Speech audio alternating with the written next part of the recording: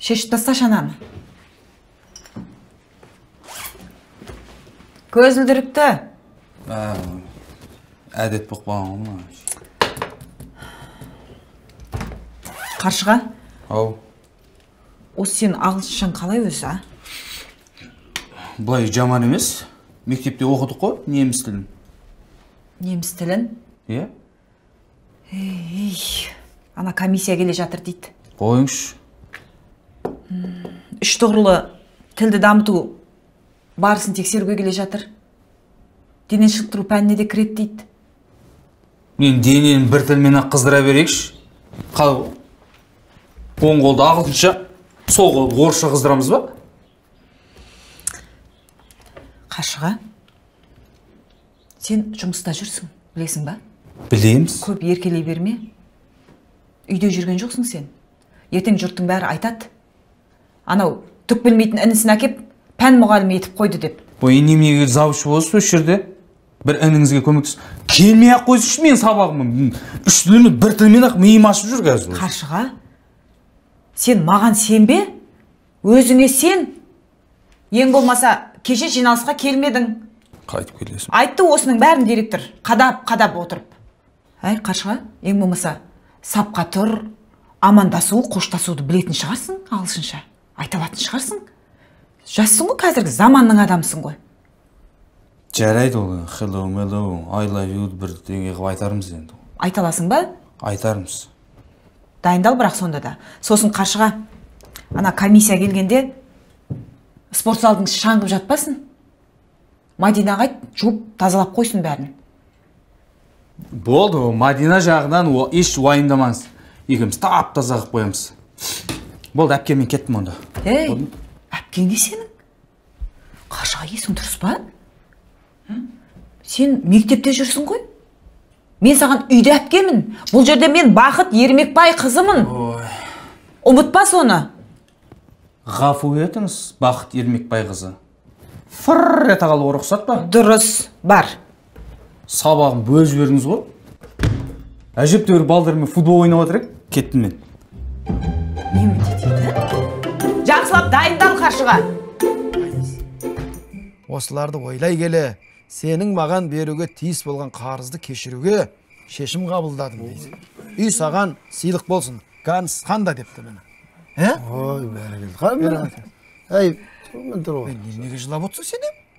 Жылап отқан жоқпын ба? Пияз құртында жеп, мына жер көзін асты жіберді ғой мынау. Ja, біздікі ашып Жылап отқан жоқпын ба? Сөйдім ба? Ай, міне шешілді ғой, міне шешілді. Әбеге, қылмыс құрам толық емес. Мотив жоқ.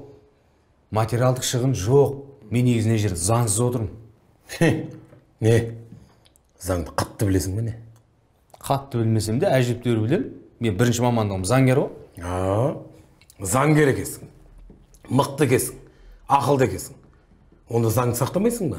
Біреудің кассовый аппаратына рұқсатсыз соқтыққаның заңды ма сонда? Енді оным рас енді. Көрдің бе ана? Енді соған бола енді бір тәулік изоляторда отырғызып қоймайтын шығарсыз. Содан кейін бар ғой, мен мына жерде айыпталушы емес, мен куәгер ретінде отырмын ғой. Қалай куәгер ретінде отырасың сен?